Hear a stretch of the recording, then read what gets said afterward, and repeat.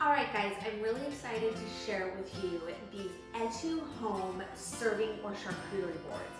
They are beautiful. I've had these for a couple of years and use them all the time. So let me tell you a few things that I really like about them. First of all, I like that you have two sides. This is a smoother side, kind of more of a modern look. And then on the other side, you have this great texture where you get more of a rustic side. So depending on the look and feel you're going for, whether it's a weeknight dinner or you're entertaining, I like that you have the two options.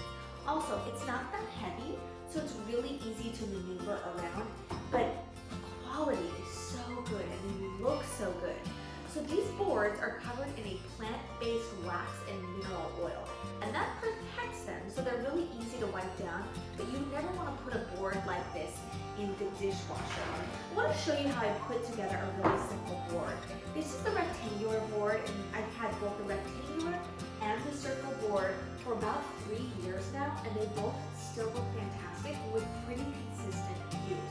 So whether it's a snack board supper that I'm putting together for my family on a Friday night, similar to what I've done here, I just pulled out fruit that we need to go through, some basic hummus, cheese, some meats, some nuts. And I'm just going to throw this together really quickly. So this is great for, like I said, an easy weeknight dinner.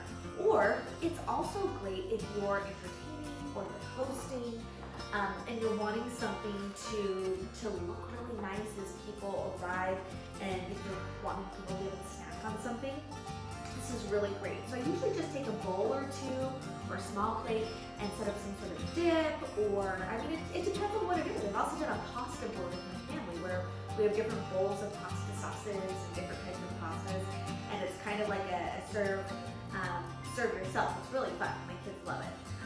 I've also done a baked potato board where it's almost like I do the baked potatoes and the different toppings, and I think that's really fun as well.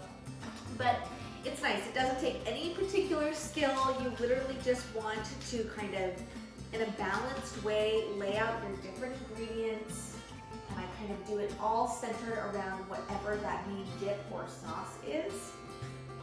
And then I like having some nuts. And then the fruit is really great and adds a beautiful pop of color. But these boards really do end up being just such a perfect base for that. I use them all the time, and I almost always keep them out on display as well. Because in addition to them looking beautiful, just like this, I find them super, super functional.